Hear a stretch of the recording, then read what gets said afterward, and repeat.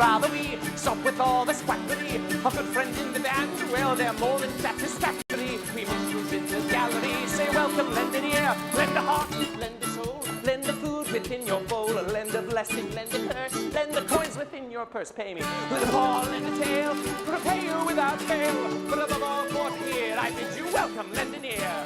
The show is very simple. It follows steps of 3. 1, we take an instrument and we show it all to thee. 2, we sing a song, a lovely song, all full of glee. Then 3, you clap your hands, give us money and leave. Then we'll do it all again, till the sun sets in the east, till the going of the hand, until the ocean starts to freeze, and the horrors all persist. I bid you all to never fear, music makes it all the sweeter. So welcome, lend an ear, lend a heart, lend a soul, lend the food within your bowl, lend a blessing, lend a curse, lend the coins within your purse, lend a paw, lend a tail, we'll pay you without fail. But above all, for the dear, I bid you welcome, lend an ear, lend a drink, lend a snack, lend the front, in the middle, and the back, and lend the stuff that's in between, lend the kidney, lend a spleen, lend us ledgers for our lending, so our lending's never ending. But above all, never fear, you're attending a premiere. Lend a joyous raucous cheer, like a crowd to Shakespeare. Lend a great big bandolier, or just lend nothing but a beer. But above all, for the here, I bid you welcome, lend an ear.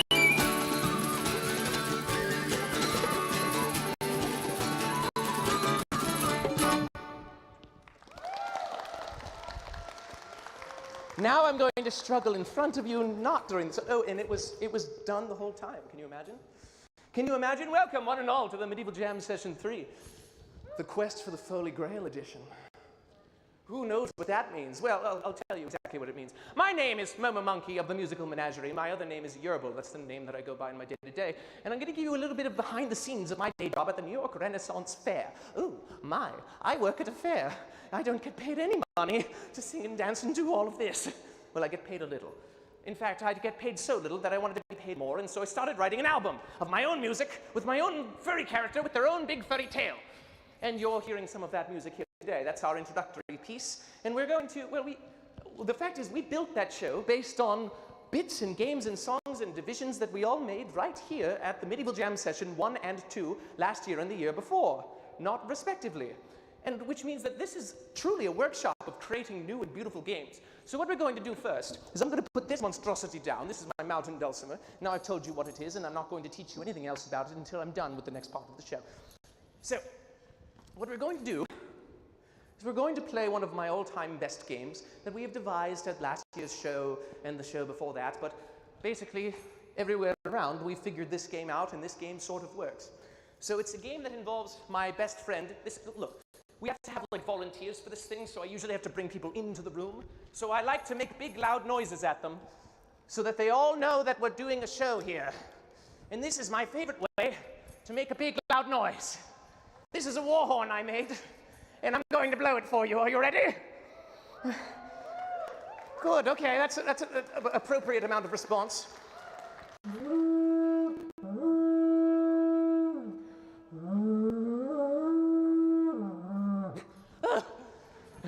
Huzzah! I've run out of breath with him. We blew this horn for the first time at this stage, this time last year, and he's since gotten the paint job. His name is Hal. Now, who was here last year and remembers Hal? Oh, there's a couple hands, a bunch of hands. Oh my goodness, I thought I was driving you all away. Now, does anyone out of those of you who raise your hands, or anyone in the audience, happen to know what kind of instrument this is called, specifically? Yell it out if you know it. No? I heard it. Carnix. Very good. We have an educated audience member for the first time ever. A round of applause. Come hither. Come hither. You're a part of the show now. Just so you know, here's what we're going to do. You're going to sit in this chair right here. Take a seat. Watch what I can do with my Carnix, which is, of course, an Iron Age war horn. Transformers, war horns in disguise. And just like that, it's now an alpine horn that you may blow if you're Swiss or something like that. The Swiss lost the World Cup. Let's make a mournful tone. And so we have called this the Horn of Knowledge before. But to be fair, that bit took a lot of time and a lot of effort. So what we are going to do now is just do a quick fire round of all the instruments we've used in the show before to see if any of you were listening the first couple of times that we taught you what they were called and what they do. So I'm going to give you a mouthpiece. Would you like a big one or a small one? Big one is a little easier. The big one. Let's go big one. And I want you to purse your lips like you're about to kiss someone you love and fart into their mouth. Why are you laughing? You were sitting right next to them. Give it a go. See what happens. Well done! So, the rule is anytime you learn a fun and whimsical knowledge, you are legally allowed to blow the horn of knowledge as a result. So, we're going to have to find some more instruments to join us on the stage. Who wants to be a part of a silly little game and learn an instrument? I see a hand way in the back, but I think you were gesturing to someone. But oh my goodness, let's do you here, let's do you, and let's do you waving in the middle there. Come hither. Right. So, as part of the, let me get this thingy off of this thingy. 99% of what I do is get thingies off of thingies. Let's see. Come stand hither next to your friend here. What we're going to do, I have in this little gift basket, a basket of gifts, given to you only if you are smart enough to remember any basic fact from my show in prior years. And they are very difficult facts, I promise. This is called a mouthpiece. It goes inside of, in fact, would you grab me? This, if you unhitch that basket of mushrooms, I'll tell you a little story about it. I picked these in the forest. They're completely poisonous, I promise. And this is a mushroom. I have much room in my heart for it, as you can see. With the mushroom, you simply plug a mouthpiece like it into it, and now you have a willow flute. It is a tube with a mouthpiece on the end, and it can make beautiful music.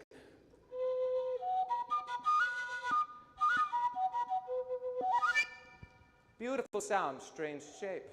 That's what it says on the box when you buy me at the store. So, I'm going to give you one for you to play all on your own, so long as you can remember one very important fact. Have you seen the other shows?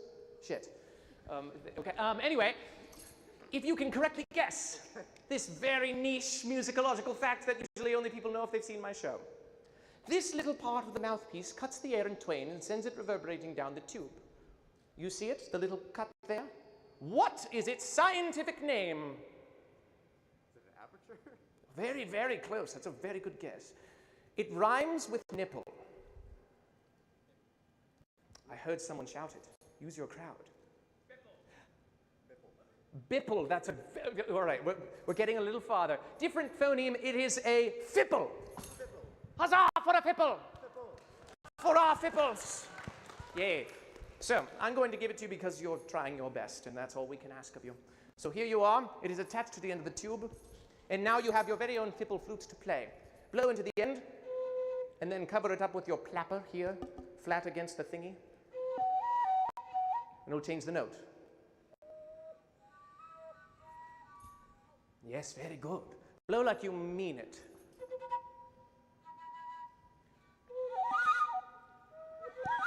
Very good, yes. Yes, very good.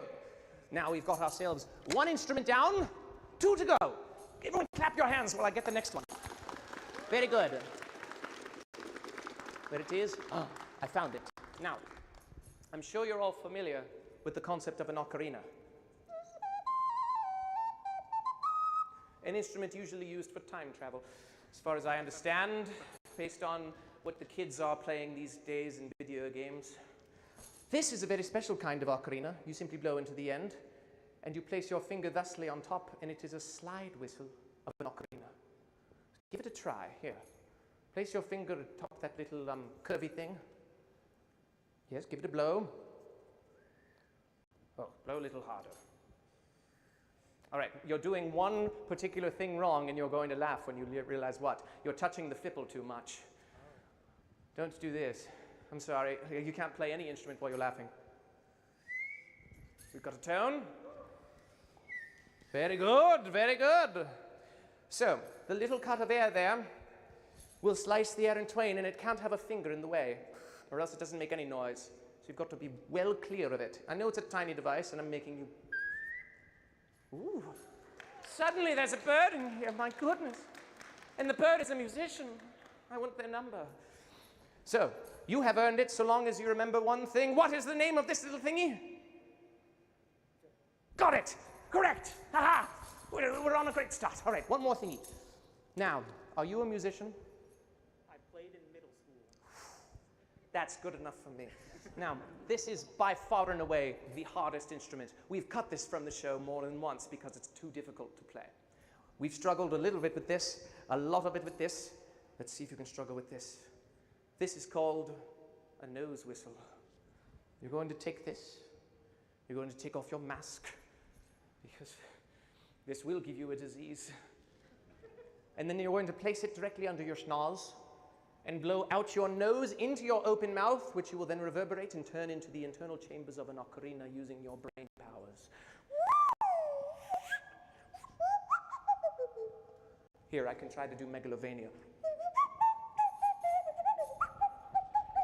It's very difficult to do that.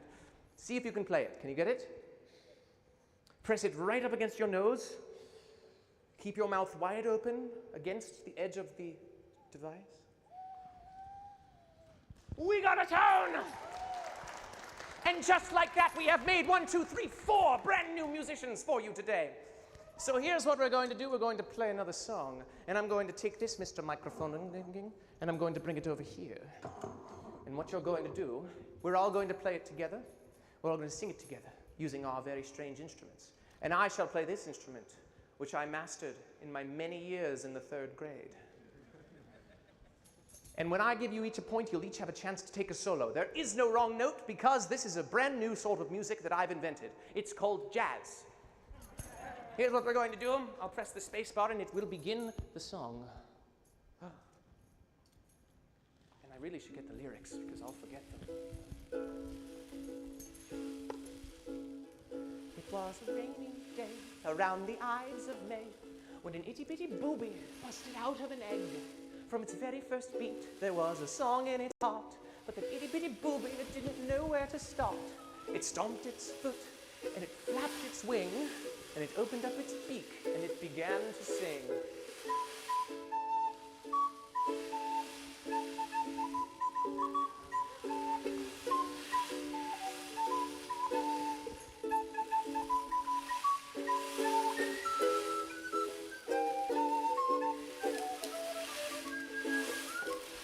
It was clear the little booby didn't really know how to sing, for it only just hatched in that rainy spring. So as soon as it could, it hobbled out of the nest, saying, I will find whichever bird sings the best. I'll stomp along and I'll sing along, and then my heart will be beating with my booby song.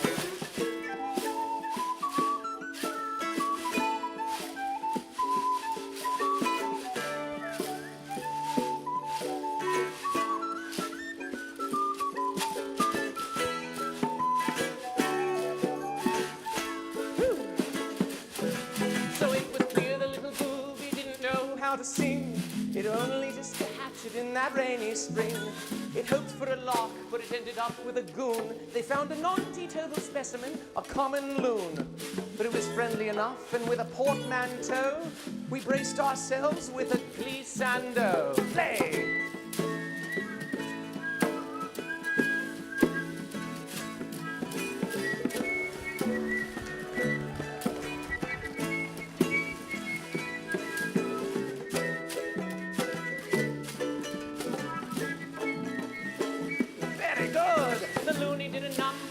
Vocal cords. Soon they'd realize they'd wandered to the House of Lords. They met a black swan, a famous, beautiful sight, although the Queen's favorite bird was never really polite. After coaxing and begging from the booby and loon, it graced her graces with a graceful tune.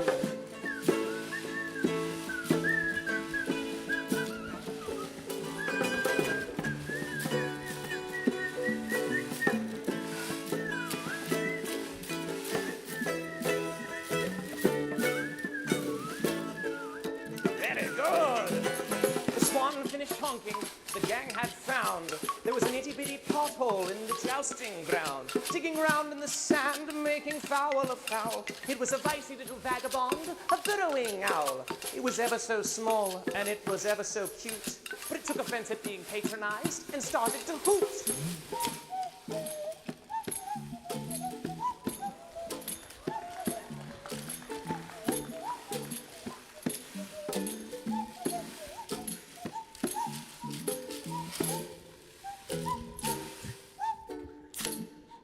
Well done! Ha ha! The owl recomposed itself and it hopped along to join the swan and boon booby looking round for a song. You can't wander long, nor can you wander lost before you come across a wandering albatross. It came from a concert down in Constantinople, and we all hid behind our feathers as it started to yodel.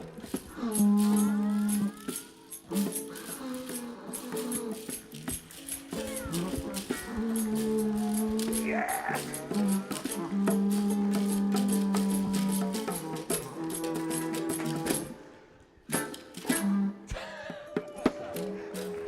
The glass finished shattering and it joined the band. Soon the booby quintet became a pox on the land. There were gooses singing covers, there were ducklings a swoon. For the albatross and owl and swan and booby and loon simply follow the sounds of the jeers and boos to the blue-footed booby band playing the blues. Everyone!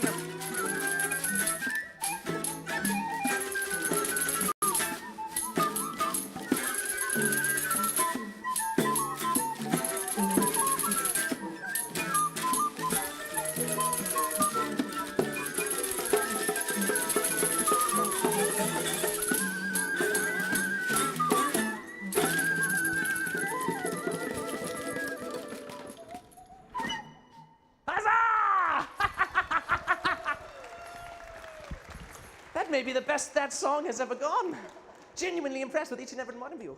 Thank you all very much. Now, to give you a reward for all your laborsome musical efforts, here's what we're going to do. You may keep that because it's covered in your germs. You may keep that. I have to take the mushroom back, but you can keep the mouthpiece and go to your favorite place in the entire world, the hardware store, and pick up a piece of PVC pipe and a bit of flushing, and you've made your own at home.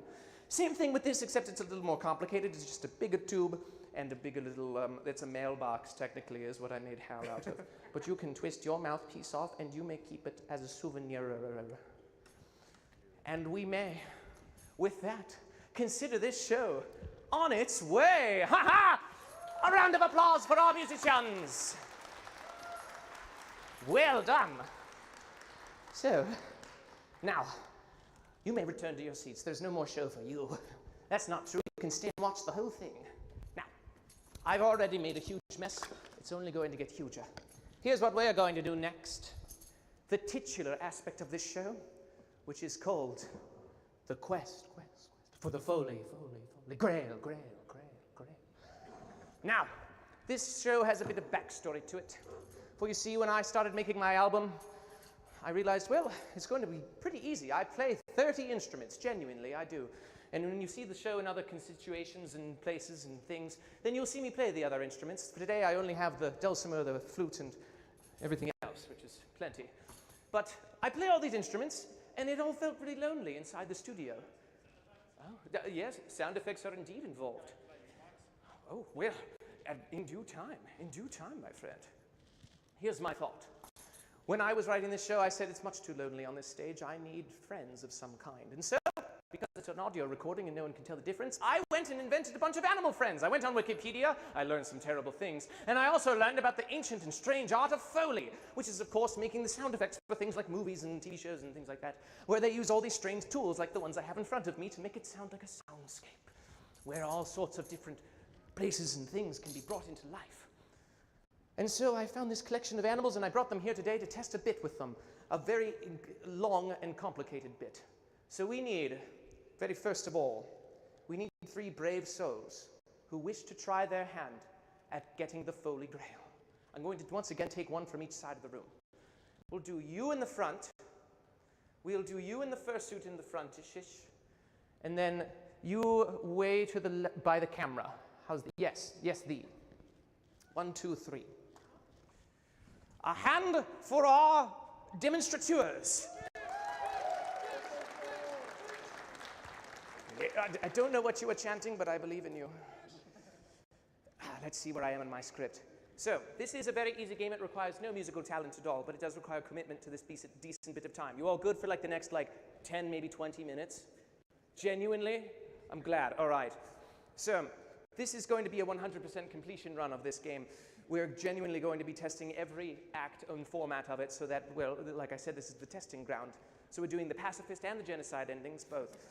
So I'm going to give you each to hold, like a hamburger, gently. This is a very small, be careful, he's shy.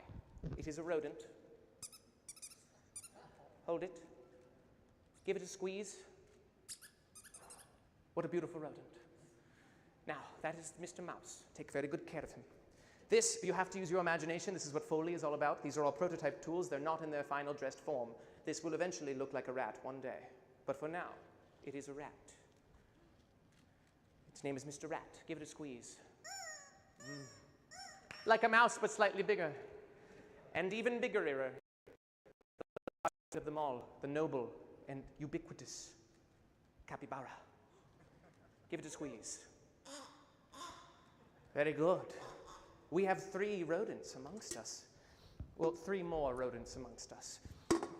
So, I have given you all some rodents. These are each going to function not only as rodents, but as your buzzers, for this is a quiz show-like show. Whenever you encounter a new animal in the story, you will be given a chance to squeak your rodent, at which point you will be asked to name what animal sound you are hearing. If you are correct, you shall gain a point. And if you are wrong, one of the other rodents will have a chance to steal. Based on your reactions, this is going to be fun. Fun, yes, I think. Let's see. I'm trying to find my piece of chalk because I need someone else's job, too. Now, who wants to be a helper? Who? Oh, you are near the front. Here, this is important that you're somewhere I can throw you. I'll find someone for the back for the next bit. You're going to keep score, because I don't want to. Okay. Here's a slate and a piece of chalk. Don't lie to me. I will not be able to know. Right. And then, as you know, whoever has the most points at the end is a winner. Oh my God, this could have gone horribly wrong. I've got my keyboard, which will cue the next thing, because this is a very sort of difficult situation. You see, I have a guitarist. His name is Jake, and I love him very much. He plays the character called Vesper the Bat. He's a vampire bat. I love him very much. He usually reads the story for this bit when we've practiced it.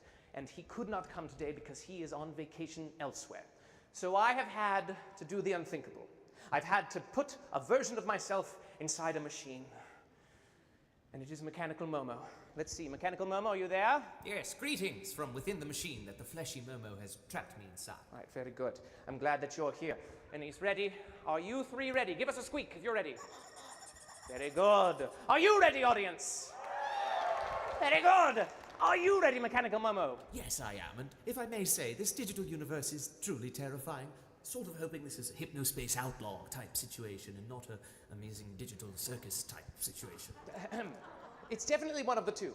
Don't tell him. Don't tell. You're sure that I will have a mouth and be able to scream with it? Yes, just play. We're going to do the song now. Thank you. We're going to play the game. Are you ready? Yes. All right, if you say so. Without any further ado, we shall begin the story of the 3 visually impaired rodents and the quest for the Holy Grail. Once upon a time, it was a bright new morning at Her Majesty's Royal Zoo, where 3 little rodents were born. Hear how they squeak. Give us a squeak. Go and squeak, yes. Squeak. Very good, very good. All right, stop. Now, when a rodent is born, it doesn't open its eyes right away, and for some time, it can only see the world through its ears. But luckily for them, their ears very much liked music, and so they very quickly wrote themselves a leitmotif theme song.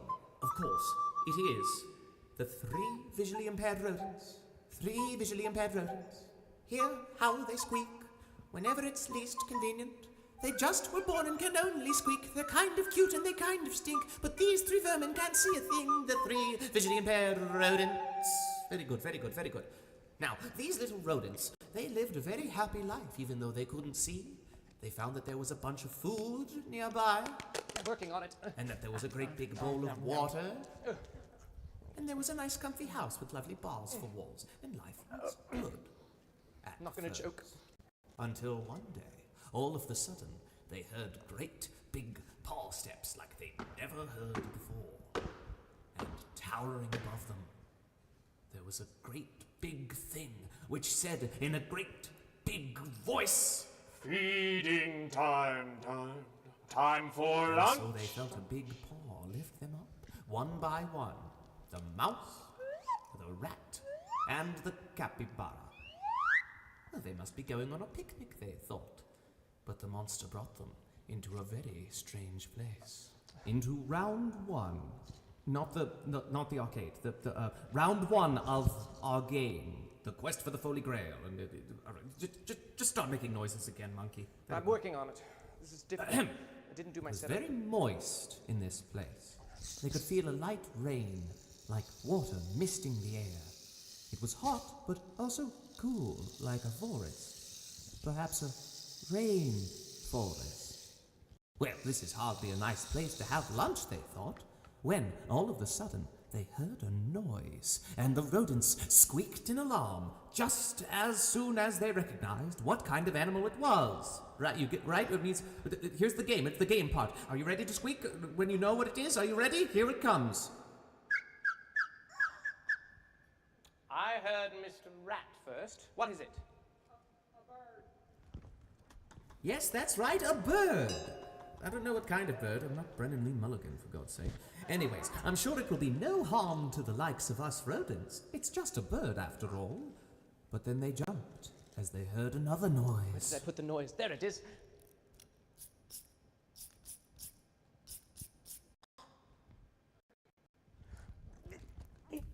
Yes, that's right. It's a bug, a cricket, or a cicada, or something. I don't know what you said. It's just a harmless little bug. What are all these rodents afraid of? And so they were contented again in this strange little rainforest until they heard one more noise. I think that was Mr. Mouse this time. That's right, it's a rattlesnake. And oh no! It's a rattlesnake! And those eat rodents! It wasn't time for their lunch, it was time for the snake's lunch! And so the rodents scampered about in all directions, up and down and all around. The rattlesnake coiled itself up, bided its time, and waited for an opening before, like a cheap horror movie jump scare, it snapped! And it snapped again!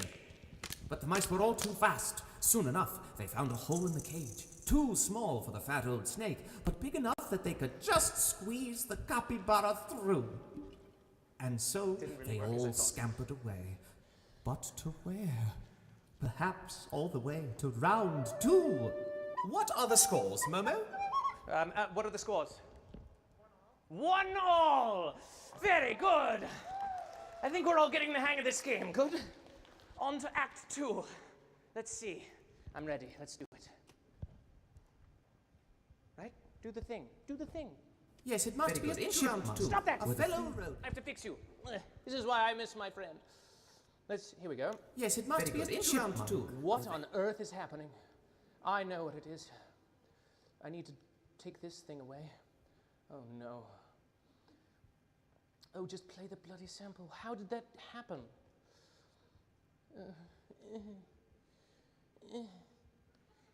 Please? Please, technical problem, don't go away. Wait, I remember what button it is, don't I? Triggers. I don't know trigger, no? Make squeaky noises, please, go. Very good.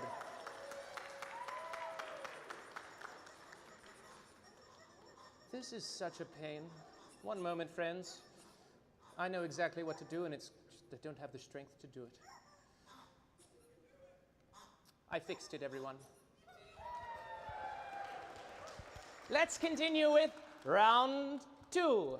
Very good. Into round 2, where the 3 blind rodents have found themselves. Oh, some were very windy. They could feel themselves pass through large fronds of grass that bent in the wind. How comfortable, they thought. It's like a land full of grass.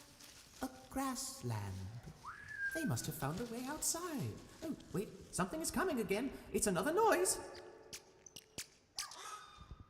Chick. Get more specific. Wrong answer. That's what a mouse sounds like. Mouse, how about you? Guess? Oh, got it. How about you then? Guess?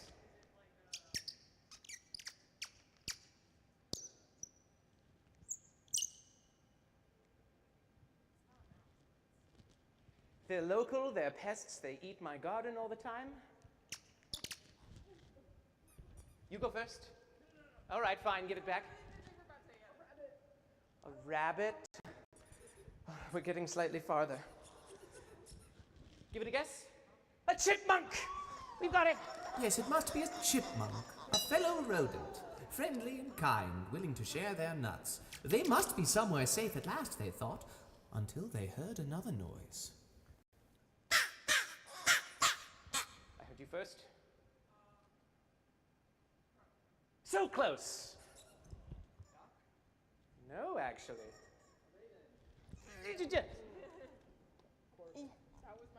Please, stop that.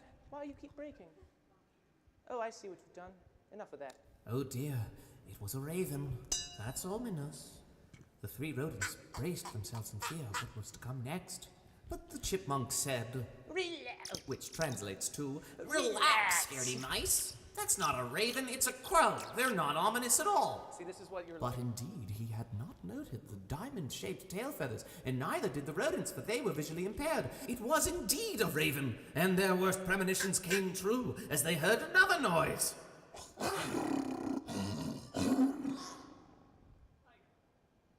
Sure. Yes, indeed, a lion, or a tiger, or a liger, or some huge cat. Who cares? It's a huge cat, and this must be its favorite place to grab a bite to eat. He chased down the rodents and caught the poor chipmunk who wished he had taken the time to learn the difference between crows and ravens Listening? before he was eaten for lunch. Ooh, sorry about that. I should have given a forewarning. A warning, one could say. Anyway, thankfully, the lion was on a diet and wasn't allowed to have any more calories until after dark, which gave the three visually impaired rodents a chance to escape.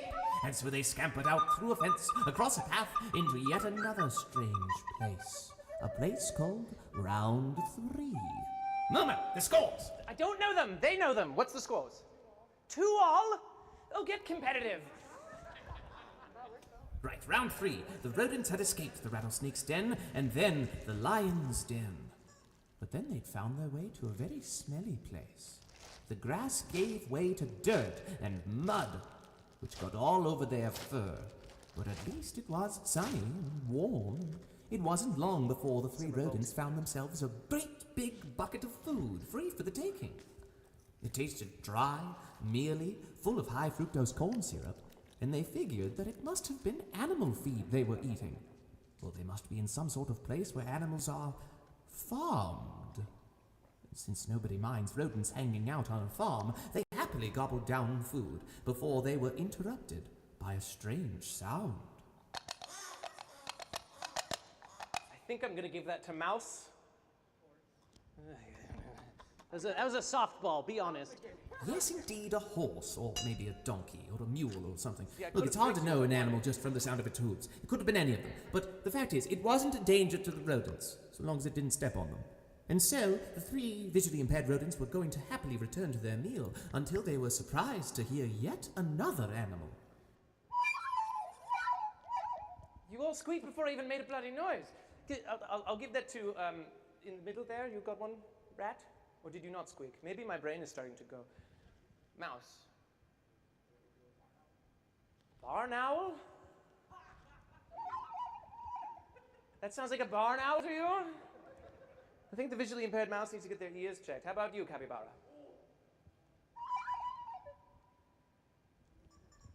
Ahem. We'll give that to you. Yes, indeed, a turkey. This must be one of those bourgeois farms that can afford more than one kind of animal. Oh dear, the turkey seems very, very mad. It's calling out to its friends. Oh dear, there's a whole flock of turkeys descending upon them. They started pecking at the rodents and just about every other thing until all the food in the bucket was spilled all over the floor. It was a cacophony. Would it ever stop? I say, would it ever stop? All right, stop. Jesus Christ. Yes, they were all suddenly and obediently silent as a new sound emerged.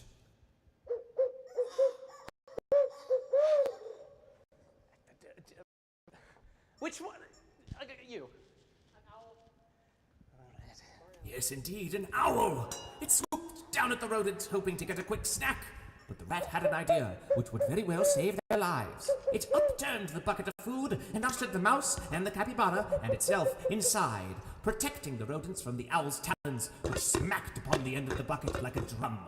But the owl was coming, and soon it grabbed the bucket by the handle, scooping all three of them up and lifting them into the air like they were an order of takeout. It seemed to be the end for the three visually impaired rodents. But having skipped leg day, the owl began to struggle to lift their combined weight, and their grip started to slip until the bucket was let go. And the mouse, the rat, and the noble capybara fell from the sky into round 4. Momo, the scores. Oh, God. What are the scores? The rat is in the lead, it seems. Into round 4. Here we go. Here. Right, round 4. The vermin, clutching the sides of their bucket, fell down into what must have been an enormous puddle, because all around them was the sound of yicky-tasting water swooshing and whooshing all around like it was some sort of swooshing, whooshing ocean. Their bucket floated along in this ocean for many hours before the rodents heard a sound.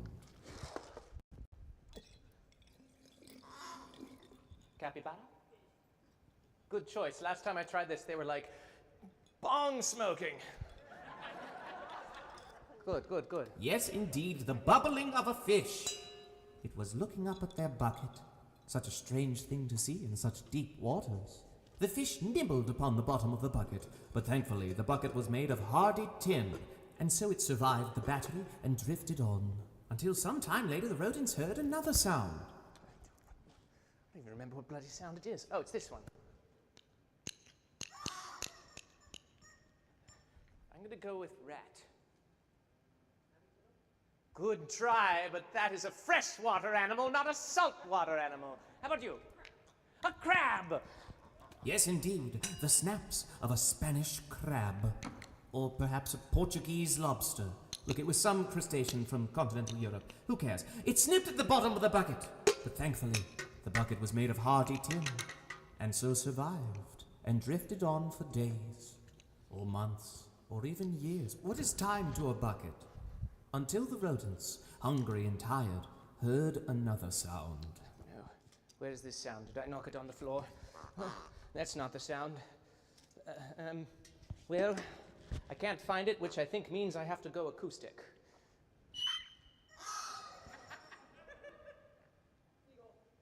Oh, thank God. Yes, indeed, the sound of a seagull. Or perhaps you said eagle. Well, look, they sound similar. Whatever it was not a picky eater, and it would happily gobble down a rodent.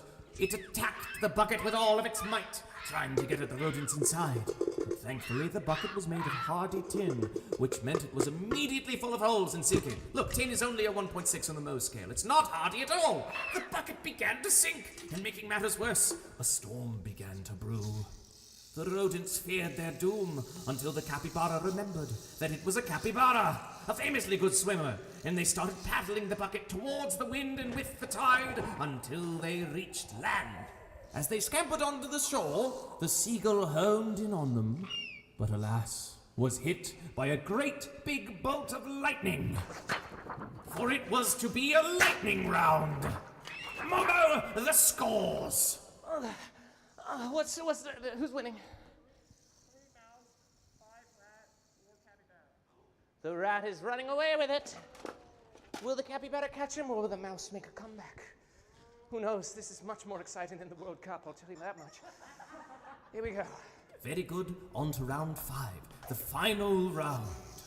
The rodents scampered to escape the storm, and they could feel the crinkling of leaves under their paws. They could hear the patter of a downpour of rain atop their heads. Working on it, They God. sighed in desperation as they realized that they were not out of the woods yet. They were, in fact, deep in the woods. Lost and lonely, they took shelter from the thunder and rain under a log as they heard another sound.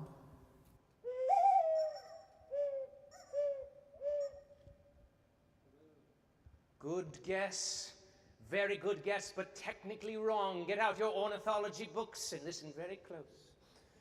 Round 5 is very difficult, I promise. It's not a you problem, it's a me problem.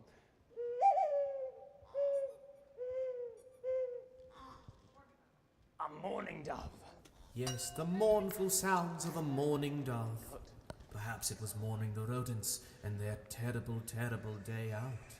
And from the safety of their log, they encountered yet another animal, who unfortunately made this sound.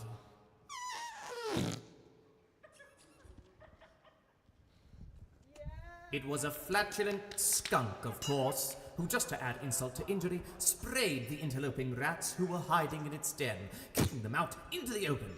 Thankfully, now the rain had stopped, and they felt the shade of some great tree towering above them. But they were tired, hungry, and now they were stinky. But under this tree they could relax, hoping beyond hope that there would be no more animals on their journey. Until they heard the most terrifying and difficult to guess sound of them all. Let me do the noise! God! This is difficult! Give me a moment!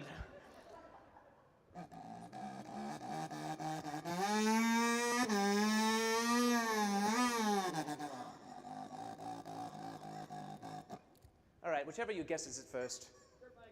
Wrong! Try again.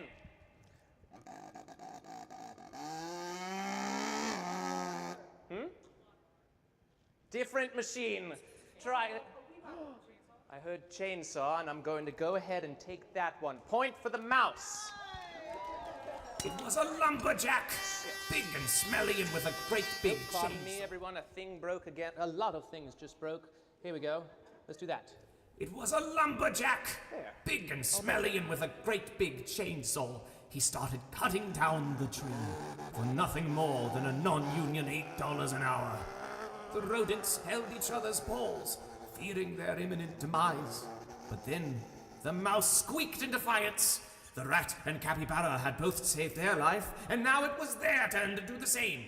With super mouseian strength, they picked up the trusty bucket that had saved them so many times and hurled it at the lumberjack. A direct hit. He stumbled and fell forwards, right onto the revving blade of the chainsaw. Thankfully for him, he was wearing chainsaw pants and left with his manhood just barely intact. But decided that this particular tree, well, it must have been a bucket tree, which the Forestry Service states is illegal to cut down, and so the lumberjack left it and the rodents alone. The 3 rodents held each other's paws, having each saved each other's lives, and ventured onwards. Together they walked, and walked, and walked. Who knows how long they journeyed like that, and through how many more terrifying places, with how many more terrifying sounds.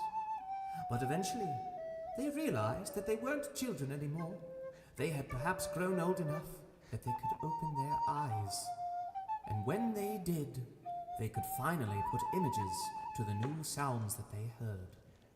Such as the honk of a horn, the cooing of a pigeon, the swearing of an Italian man, Hey, I'm walking here, and the sound of rats, mice, and even a capybara.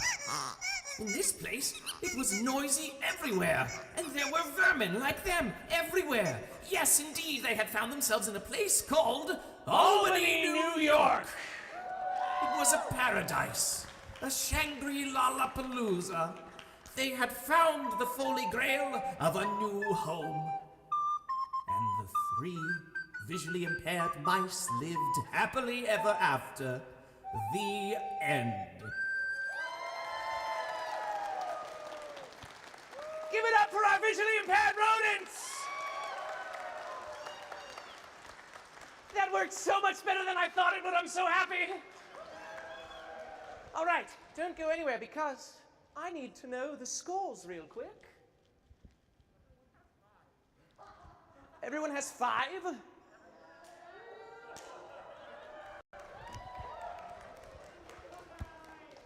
All right, well, what's your favorite color? I don't have blue. I have the Holy Grail. I'm sorry, these are the Holy Grails. I got them mixed up. I have a golden one. You? A silver one for also first place for you.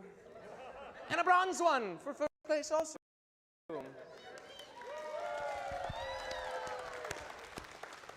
And because I can't help myself but reward you for all your hard work, you may keep your squeaking friends. The graces of my heart know that they were only $5 on Amazon. And that's worth it for this trick. Good gentles all, the Holy Grail! You may return to your seats. Thank you very much. Well, now I need to see what am I doing next? I'm doing any other song that I want. Oh, I know what I'm doing next. So, if those of you who are disappointed in not getting an instrument to play with, fear not. I have some spare things.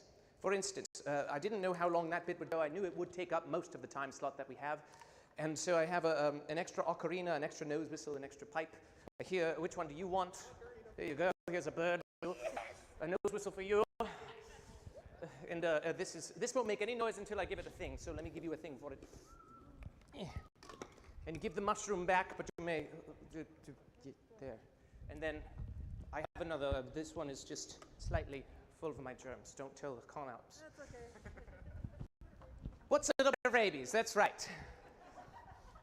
And if I have anything else, yeah, of course I do. I know exactly what I have. Let's see if it's in here. If anyone wants a little mouse squeaker, I'm going to start tossing them. I have so many mice. These were in bulk.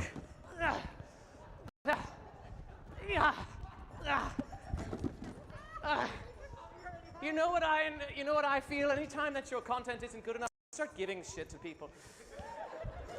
Anyone who wants to come up and get one, come get one while I explain the next song. I'm going to put it right here in the corner. One per person, please. I do not want that many mice. We're going to do a very special version of this next song. For you see, what I think we've just done, in my opinion, is totally one-up Christopher Nolan Odyssey with the story that we just told. Am I right? I believe so too. So what we're going to do together is we're going to finish that off with a song of the sea.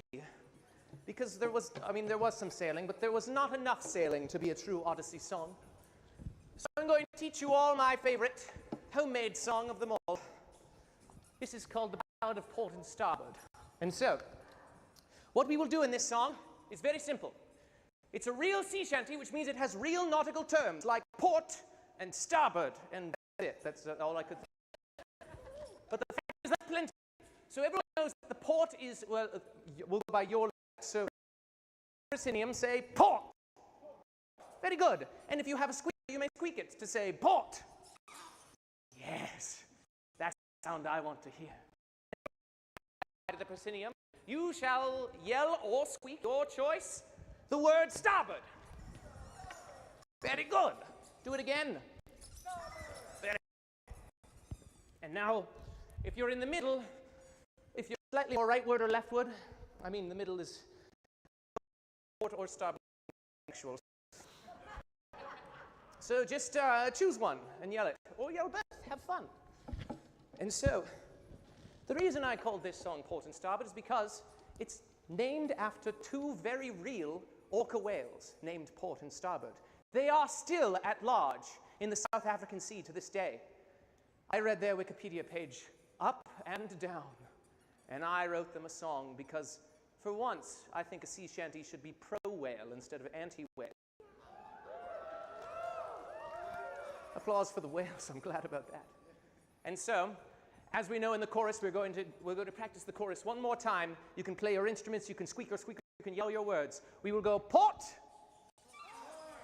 port, starboard, port. Again, marching tune. Port, port, starboard, port, port, port, starboard, port. One more time. Port, port, starboard, port. Very good. You've learned not only left and right in nautical terminage, but also the name of our protagonists. If you could turn that down ever so slightly, that would be great. I brought it. Hold on. down ever so slightly, that'd be great. Still the intro. Perfect.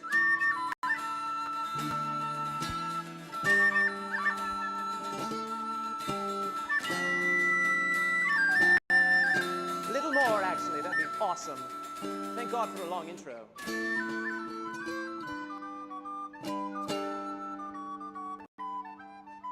In the depths of false bay, there are terrors, they say, in a pod a good half dozen strong. 'Twere in Lubrids first sighted, where bloodbaths ignited the hero's true whaler's song. One's dorsum fin bends to the left, and the other's fin stoops to the other left. And if fear's not delivered, there's thirst for the liver that hides in the shark's treasure juice. Sunfish and seven-gill, broadnose and coppers, a whopper of victims they're claiming. Great whites bled and drowned, washed ashore at Cape Town, with naught but their livers remaining. The resort's held a cornerstone trade for harassing great whites in a cage. Though the cages lie empty, for who would pay plenty to swim in a sharkless false bay? Port and starboard, the stubbornest whales in the ocean, they say. So bid Shark Week goodbye as these dread Gemini make a meal out of all of false bay. Are you ready? Here we go. Port, port, starboard, port, port, port, starboard, port. Very good. Port, port, starboard, port, port, port, starboard, and port.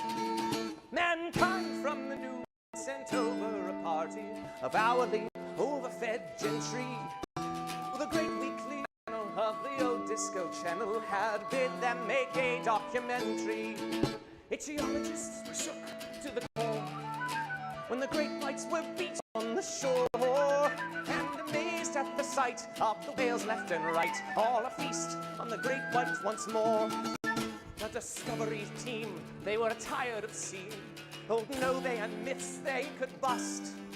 But the terrible shark was assured remarkable down in Port Elizabeth. Those resorts held that cornerstone charade until Port and Starboard took to the stage. Said the captain o'erwhelming, you should have been filming. Sharks, they're all dead in the bay. Port and Starboard, the stubbornest whales in the ocean, they say. So big red Gemini made a meal out of all of false day. To me, port, port, starboard, port, port, port, starboard, port, yes, port, port, starboard, port, port, and port. Woo!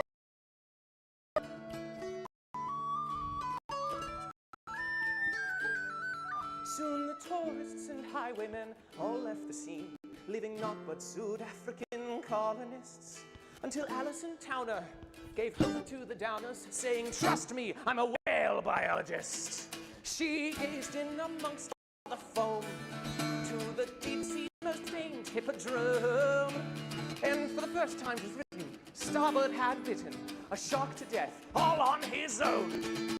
The whales of the sea, they say, know how to speak. Their words we can soon understand. And the one thing they say is a raptured complaint laid with curses to the common man. Moby Dick will recall his vil appendages, and cetaceans take their revenges as they capsize a yacht, leaving billionaires for rot, while the sharks are all dead in the trenches. Port and starboard, the starboardest whales in the ocean, they say.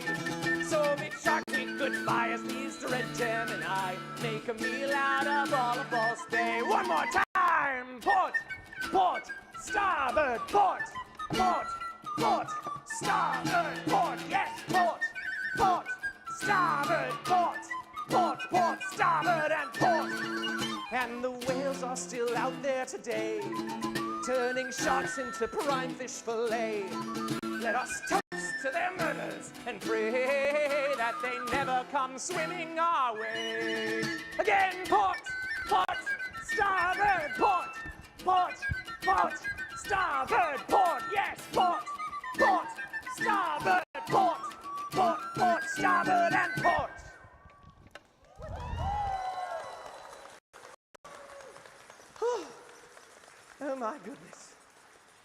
That is the coolest that song has ever sounded with all of the mice. Thank you very much. I need an unfortunate note. What time is it? 4:12. We have 3 minutes. That's time for one more song. All right. I don't need to play adult peekaboo. Come on, I'm doing the encore. Just give me a moment to make sure it's set up because this computer and I are going to get into a fight after this. All right. So this is the song that, I'll do my one soapbox moment per Furrycon, as I always do. I was very anxious about this show because, well, I'd never tried that bit before. Went great. Really cool job, y'all. But I have been crunching, slaving away at these backing tracks which are a part of my brand new album. And my brand new album is not quite yet finished, but when it is, I want you all to buy it and give me money for it. So I'm going to go ahead and flash this at you, which is our mailing list, which is just a place for you to put your email, and my email is there, my links are there, and you can send me fan mail, you can send me love letters. I will read your fan mail on the album next time. It's genuinely true. And you can be the first to know when the album comes out, and you can all buy it. I'm very excited about it, and all the animals that you've heard behind me today are a part of that album, in one way or the other. But at the end of our live show at the New York Renaissance Fair, which you can catch us at, we open mid-August and end mid-October. Our show is called the Musical Menagerie, on the stage somewhere, I don't know yet. But we have been booked there, and we're very excited to bring this show and all of the things that we made right here at Eufuria to the broader world. Including this next song, which is our last song.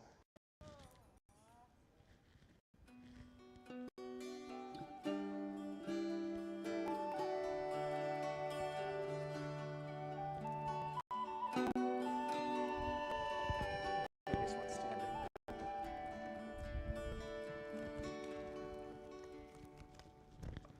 'Twas in the merry greenwood in 1563, when Jenny Wren departed to sail across the sea. Before Jenny Wren departed, she took him by the hand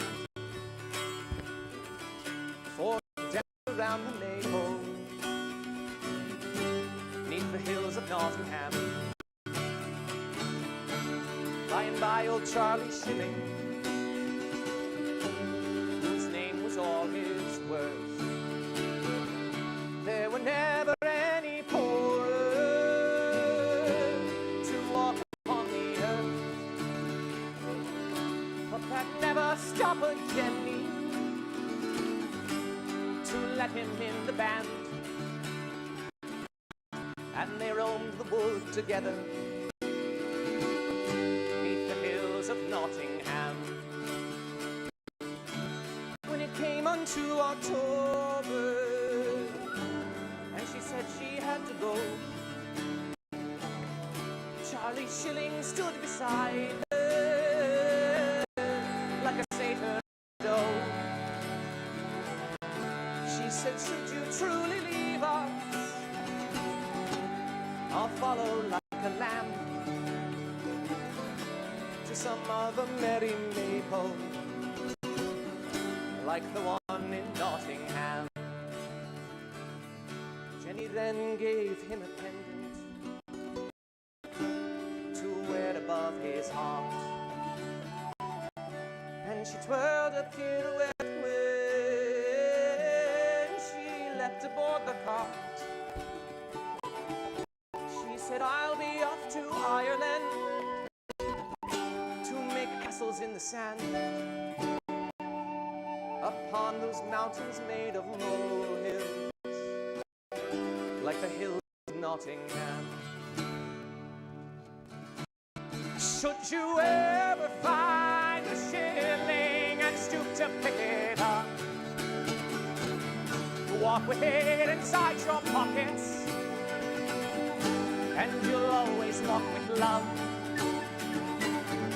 For when I recount our party, its members are a hand, the ring and middle finger, bent for love in Nottingham.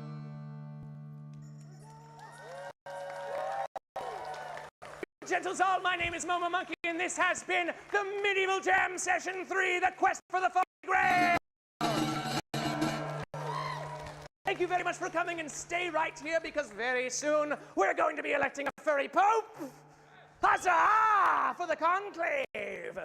And we shall leave you. Please enjoy your time at Eufuria. Please come up and give me your love, patience, and attention. And please do, if you want to support our show, join our mailing list. I'll leave this somewhere where it could be, knocked over and stolen. Like right there. And until then, anon, parting is such sweet sorrow. Thank you very much!